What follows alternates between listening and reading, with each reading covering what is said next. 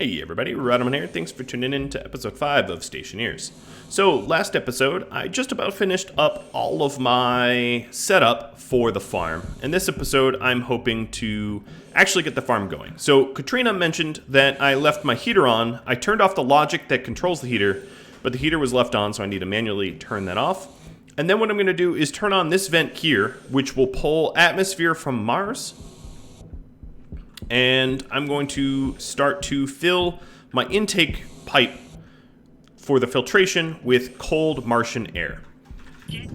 Now what I'm going to do is to do a teeny bit of smelting. Let's get some oxide and 2 volatiles in here, because I did some additional mining in case I need the materials. So we'll stoke that up. And the first things I want to do is to smelt my iron and gold, as they are, they take a little bit longer to smelt on the arc furnace than, or rather copper and gold, because the iron is faster. And then with some of this copper, I'm going to make cables, because I ran out. So let's start cranking the cables out. Now at this point we have a furnace full of hot gas. It's too cool to melt iron, but it's hot enough that I don't want to introduce it into our filtration, so I have to wait for it to cool. And while that happens, I'm going to do some more smelting. Now what I'm going to do is, because we're about to sort of turn everything on and leave everything on, most of the farm will require all the filters to be left on almost all the time. There's a way to set it up so that it doesn't do that, but given that I have pretty good power generation, I'm not going to worry about it. What I am doing now is setting up so that I am adding to my power grid. So I'm going to go from 3 solar power panels to 6. We have the materials for it, so I might as well get that going. And all it requires is for me to manufacture 3 more panels, which is affordable. And I think with 6 solar power panels, we'll be able to generate all the power we need indefinitely for our farm project.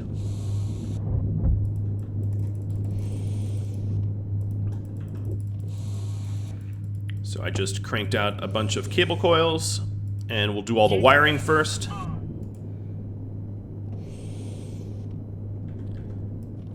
Where we have junctions, corners, and straights. Alright, and we can put the excess cabling away. And then we're going to need to move some of our materials around to make the solar panels. So let's take a look. A solar panel costs 10 iron, 5 gold, and 20 copper each. I guess we didn't really need to move the steel. So I'm currently smelting iron. Now we can also grab some from the auto lathe as well. And let's crank out 3 of these bad boys while we continue to smelt our iron. We're also going to want 3 glass sheets, so I'll split 3 sheets off with a stack, grab 3 glass sheets. We've built our solar power panels. Make sure that the power faces the correct way. We don't want to have these backwards. They won't work properly. Install them and drop glass sheets into them, and now we have double the amount of power we generate. Speaking of power, let me swap my batteries out. Do that periodically. Alright, the next thing I probably want to do is to make the base a little bit more airtight in preparation for pressurizing it and adding plants. So all of these partial frames I'm going to smelt until they're completed. I could add flooring But what would happen if I added flooring is it would obscure my wires and cables and make it harder for you. Ooh, I just burnt a cable with my torch. Go me, good job. Let me go ahead and replace that, because that actually turned my this section off. So it was very skillfully done. Let's just put it like that. All right. And now this vent's back on. So I wanted to keep all the pipes and cables exposed so that you can see what I'm up to. If I put them all behind paneling, I wouldn't be able to explain it. I will eventually put it behind paneling, but not until I explain my whole system here. I also need some additional iron sheets because they just ran out. I'll make a few extra. I only need one, but making 3 is not going to kill me. I have plenty of iron, and iron is plentiful. So now we have made most of this airtight. There's still some windows left to make, but because I have this vent going to fill my CO2 tanks, I don't want to finish this off, because what would end up happening is it would make this whole room a vacuum. And then we would not be able to draw CO2 from the atmosphere. The next thing I want to do is to keep an eye on the temperature of my... Oops, I opened my helmet. Okay, my pipe network is nice and cold now. I'm going to vent the furnace to the pipe network here, and it will warm it back up. Yep, and it's warming it up to an uncomfortably hot temperature. So what I'm going to be doing is drawing CO2 into this pipe from the atmosphere so that the pipe here cools down. So we can go ahead and turn the valve back off. Actually, I have a way to do this even faster. So what I'm going to do, I should be doing this at night, but I am going to stick some ice in my furnace to melt, and that will bring the temperature down a bunch. So I mined up 100 ice for this purpose, and if I'm quick, and only one of those ices actually got just melted into the atmosphere. If I can, I think 2 of them did that time. If I can just stick them in quickly. Let's take off the mining belt now that we've put the ice in, and vent this back out to the intake pipe network. And the net result is the temperature should go down a bit, because the ices I melted are cooler. Good. Yes, that seems to be the case. Alright, next thing I'm going to do is turn on my filter, and that is going to start filtering out the gases. What will end up happening is my CO2 tank will become warm, like too warm, so I'm going to need to cool it a bit before I put plants into my farm. So the way this works, and I'll turn on the filtration over here as well, and this will have the water heat up too, obviously, because everything in the furnace became quite hot. The plants are just going to have to deal with it. No, what will end up happening is, until I pressurize my base, the radiators here will help to passively cool the gas. As you can see, the CO2 gas here, which is already cooling down, and the water, which will very gradually cool down. Additionally, what I could do is seek out some additional ice to melt, which I'll do now. And then once I get that ice, I'll melt it. It will cool down the water temperature in my farm even further, and I'll be all set to pressurize and get going. So let's take a quick search for ice. So ice kind of looks like oxide and kind of looks like silicon. So this, for instance, is silicon, which you can use to make more glass and other complex machining chips. But I'm looking for ice. I am a moisture farmer on Mars. And also I need to keep in mind where my base is. I haven't made a tracking beacon yet. I probably should, given that I have a pretty bad sense of direction. I'd like to think I have a good one, but that's not true. I found some nickel. Be useful for later. That looks like silicon. It's always helpful to check if you're ever curious. Oh no, it's ice. Okay. Turn off our jetpacks and grab some of this ice.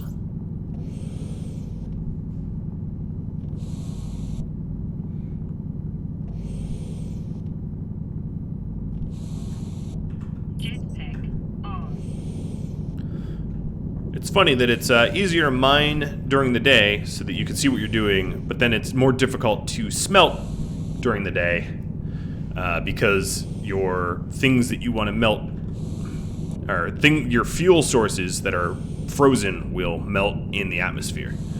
This is, of course, not true in space or on the moon necessarily. I think the way, I might be incorrect because things change, but I think the way the moon works is in shadow, nothing will melt, but in direct sunlight, it will still melt.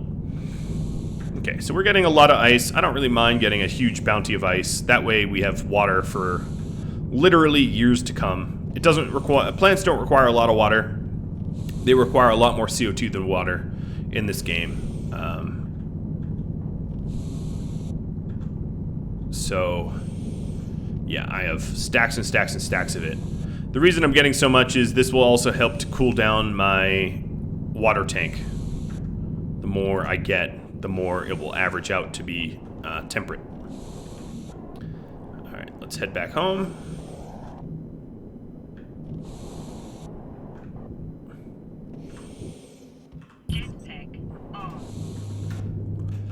Great. And... melt some water into the furnace.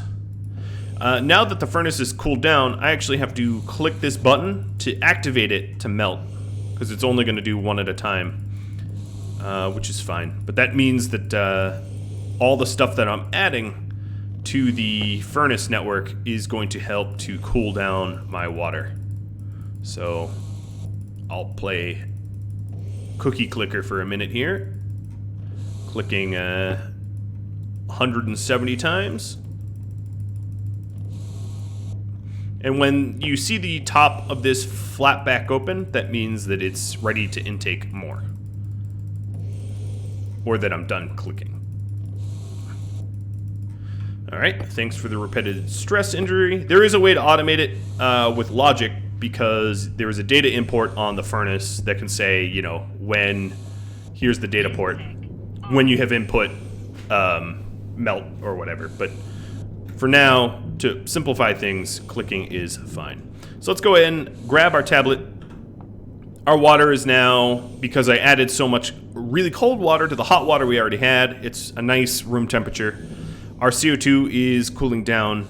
I'm gonna wait until the CO2 is, it's actually cool enough to, you know what, it's cool enough. Plants can handle up to 50 Celsius, so the next step here is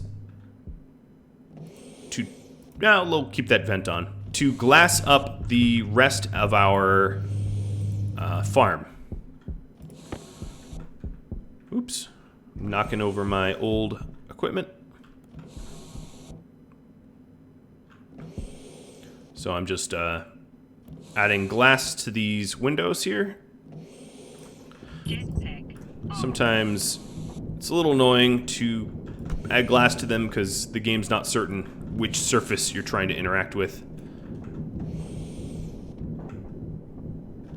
And then what I'm going to have to remember to do once this is all set is to not use my jetpack indoors, because that will introduce nitrogen gas into my farm that I might not necessarily want, because my farm's supposed to be 100% CO2. So now that this is all airtight, except for the airlock, it's time to set up the airlock. So let me explain the airlock as I go. The first thing I want to do is to get my labeler and label everything very carefully. Airlock, exterior vent, airlock exterior door, airlock interior door,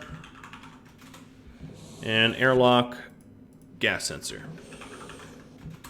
So for an advanced airlock, which is the one I want. A normal airlock will keep air in, but introduce... So the way the normal airlock is, you walk in, the door closes behind you, and then it fills the airlock with whatever gas you have in your base. But that means that any gas that was in this airlock to begin with, which in this case would be Martian air at 2 kPa, would then be put into your farm. That's how a normal airlock works. And obviously, if we take a look at the Martian atmosphere, we don't want X, we don't want nitrogen, we don't even want oxygen, because all the farm needs is straight carbon dioxide. So instead, we have an advanced airlock. So the way the advanced airlock works is you'll walk into the airlock like this. And when you turn on the airlock, it will close the door. It will turn on this pump and pump all of the air in this room through this pump or through this vent. And the way I have it set up is it puts it into Martian atmosphere. It just gets rid of it. And then once this hits vacuum, once your airlock is literally vacuum, then it uses this vent to pull air in from wherever this vent leads to, which happens to be this canister, and fills the airlock with enough pressure to equalize between you and the rest of the base, and then opens the door. And that way, all of the Martian air does not get introduced into your base, which is great, which is the way we want it. And then when you leave, what happens is you enter, you cycle the airlock, it closes the door, then it takes all of your base's air, puts it in, activates this vent here, which then sucks all the air and puts it in this canister for holding, and then turns your whole base into vacuum, and then does the process in reverse. So actually, if you had a room, if you had like a farm room and a living quarters, and your living quarters was mostly nitrogen with, oxygen and carbon dioxide to mimic Earth, you could actually keep those two atmospheres separate too. This isn't just for entrances, this is to keep two atmospheres separate. That's the advanced airlock setup. So let's turn this thing on. So the way it needs is it needs a console, it needs the advanced airlock circuit board, and it needs a data disk to set up. So external pressures I'm going to have be 0. And then internal pressures I'll have be 101 kPa, which is maybe 108. That is the minimum pressure that we want our farm to have. And then what we have to go and do is to find the devices that we want our airlock to hook up with. So first we select an exterior door. And as you can see in the green here, it's looking for exterior doors. Then once you pick the exterior doors, you can see this door is now locked out. I can't control it. And then I'll pick an interior door. And now this door is locked out. I can't control it. Pick a gas sensor. And then pick the two vents. So I name these airlock vents. We can even search for it. Let's filter by devices, the exterior vent, and the interior vent. Great. Now the base is ready to start to pressurize. So the first thing I want to do before I pressurize it is I want to empty it out. And it's already vacuum. Perfect. So the next thing I'm going to do is turn off this vent, which sucks all the air out of the base, and instead start to pressurize it by turning on my pressure regulator, turning on my back pressure regulator, and these two devices will stay on all the time. And then temporarily, I'm going to turn on the volume pump, which will push air in very quickly. I want to make sure not to exceed my maximum pressure of roughly 110 kPa. Eventually, what will happen, depending on the construction materials of your base, windows will start to blow out, and you will vent. It's very bad. You don't want to vent like that. Dangerous depressurization, not so good. So now that we're roughly at 100 and something kPa, I guess I can keep this on a little bit more. Our base is pressurized, and it will normalize somewhere between 108 and 110. And the reason I know that is, let me explain. So the way a pressure regulator works is as long as there's pressure behind it, and there is megapascals in the intake here, it will constantly try to push out at least 110 kPa of pressure into the pipe, which then leads to this vent and introduces new gas to the room. And then this back pressure regulator works in the inverse. What it's doing is anytime there is a pressure above 108 in this vent, it will pull air out, and then this leads back to my filtration. So as the net result, as you can see at the top right up here, I'm going to sit somewhere between 108 and 110. And there's a constant flow because basically the back pressure regulator wants to put more air in than the pressure regulator wants to put more air into the room than the back pressure regulator wants to keep, so that there is a flow. And this net flow will help to filter the carbon dioxide out of my base. So if I check the atmosphere right now, there is trace amounts of O2 and N2, which is fine, and it's almost all carbon dioxide as a result. It also happens to be a very comfortable temperature, just throwing it out there. And then if I check my water network, it's at about 20 Celsius, which is perfect. I melted enough ice to keep it a nice normal temperature. If I need air quickly, I can turn on the volume pump. If I need to vacuum out my base, I can turn on the active vent. At this point, let's cycle to exterior, and my airlock should work because I actually have pressure. So here we go. It puts all of the air in the airlock into this vent, into the canister, and then I'm out. Now at this point, let's start to turn on my temperature logic back on. All I got to do is flick the power here, and what you'll see as a result is my cooler will turn on. And there it is, my cooler is on. The network here, if you remember, it's in Kelvin though, but it's trying to keep the temperature of the base between 24 and 26. Basically, keep it at 25. Alright, I do need some food. So let's eat a cereal bar.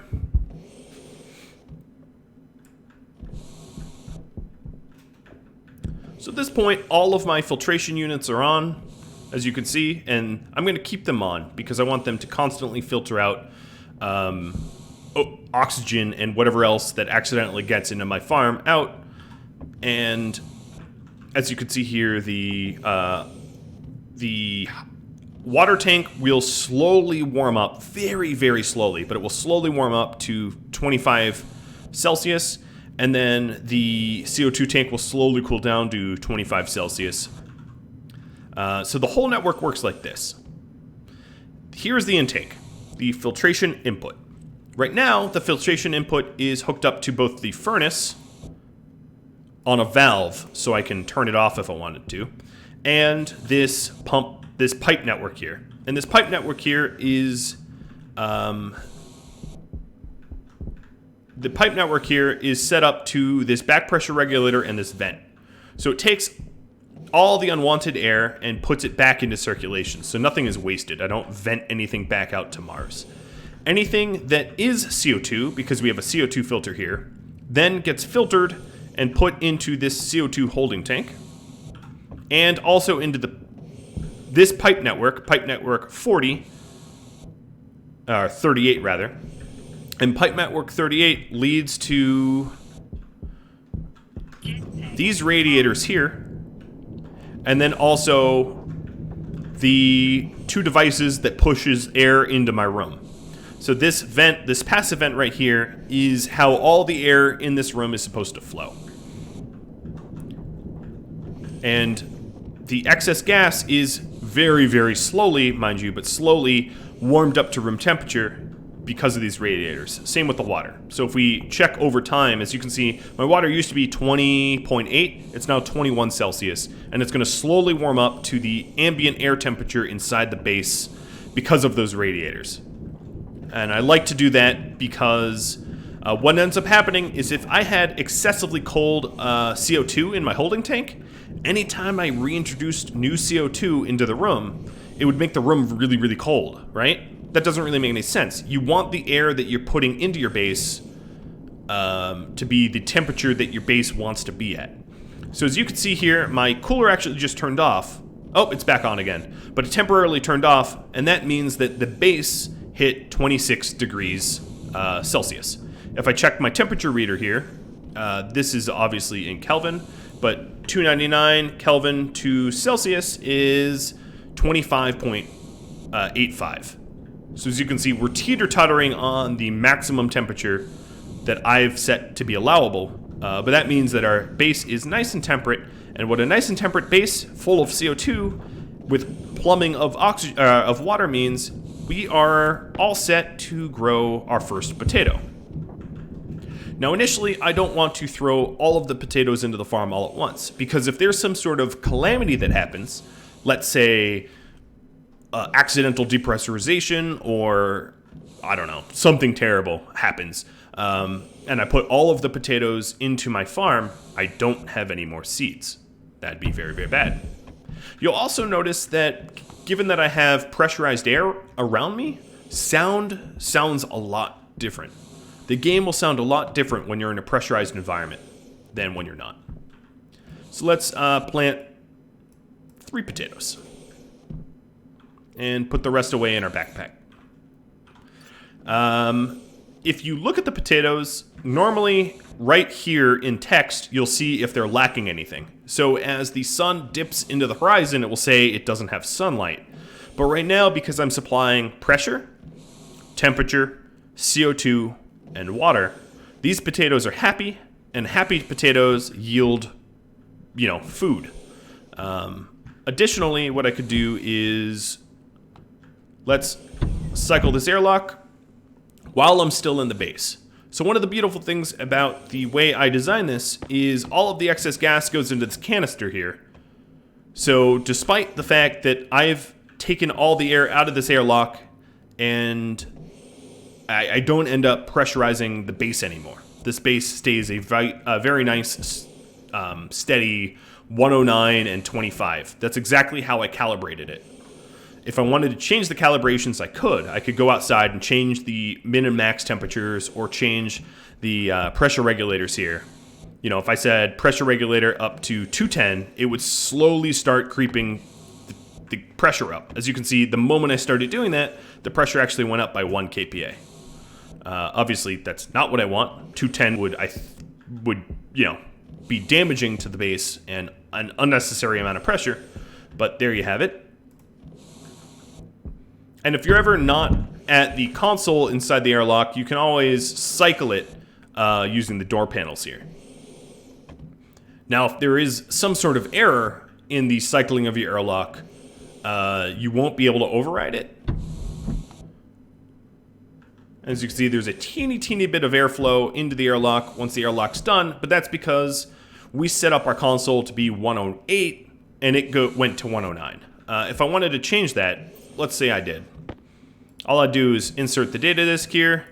I go from 108 to 109, and then you'll see a little bit less of a flow of gases when the airlock cycles. And I can do this once more. Now, it's not very realistic, but potatoes grow very, very quick. Let's just say they're genetically engineered mutant super potatoes, unlike what we have back on Earth, because it only takes a few potato plants a day to really have you fed. And as you can see, these actually just grew, and they get to a point where they grow big enough that you can yield 1 potato out of them in an emergency, and then eventually they'll grow to the point where they'll yield 2. So every harvest cycle, you can effectively double your yield. And that's true for pretty much all plants. So we have 3 more basins there in front of the potatoes. Let's go plant something else. I didn't want to use up all the potato seeds just in case I had screwed up somewhere, but clearly this works. My potatoes are growing, they're happy, they're healthy. I don't know if potatoes can be happy, but they're healthy. And we'll head over to the organic supplies. Now, you start off with 1 pumpkin, so that's a crop you don't want to screw up. That would be very, very, very bad. Let's do corn. I'll have some French fries and popcorn. Let's go. Oops. Let's go cycle our batteries.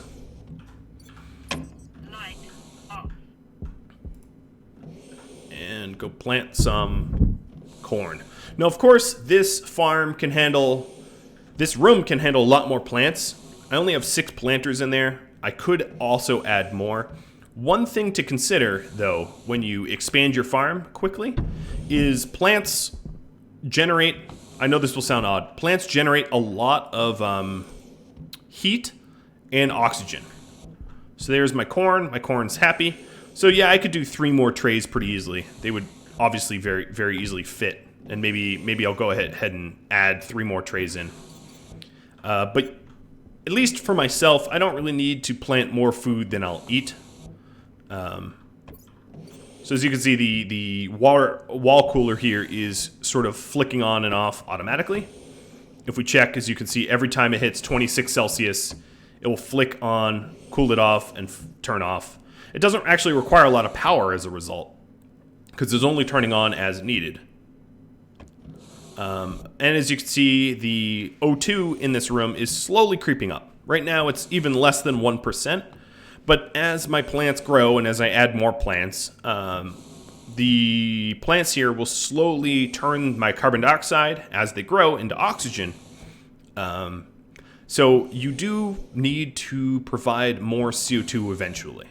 Now, I do have a huge pressurized tank of CO2 feeding into the system, but eventually that pressure will run out. It's pretty easy to replenish. All I would need to do is to hook up an active vent to pull air in from Mars, and I'd have much more CO2. If you're not on Mars, you can do it a different way, where you can just go ahead and melt oxides, and oxides are mostly oxygen. Actually, you can melt. You can combust oxides with volatiles for CO2. There's a bunch of different ways to get CO2. Mars is kind of easy to get your CO2 for your plants because Martian atmosphere is mostly CO2. So if I wanted to add some additional planters, let's go ahead and do that. Let's add 3 more. So we're going to need 2 pipes and 3 hydroponic basins for this. So first I'll make the pipes.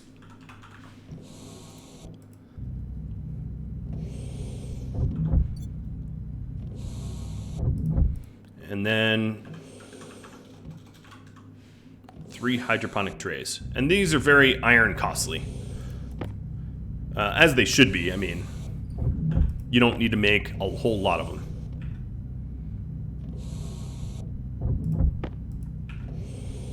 And I'm just stacking them up right now.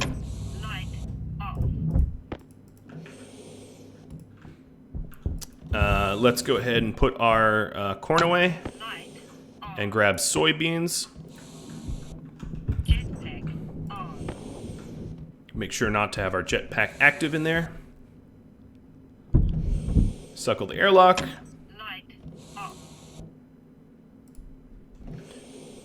Twiddle our thumbs as the airlock cycles.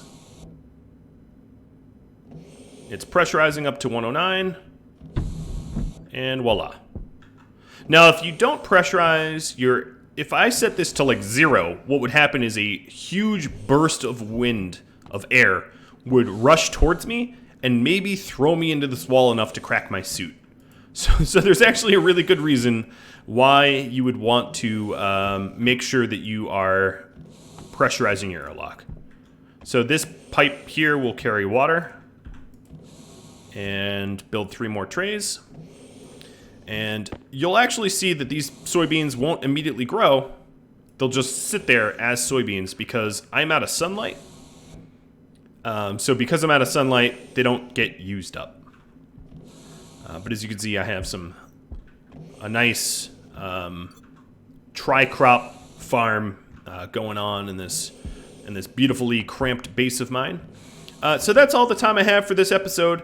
I think I've explained hydroponics pretty well. If you need any clarifications, or you need me to go over any of my systems again, or just really any questions at all, please feel free to absolutely drop me a line, because I'm happy to elaborate as much as you guys feel that you need. I know this game is super, super complicated, but again, each individual component of this whole large system is pretty easy to understand.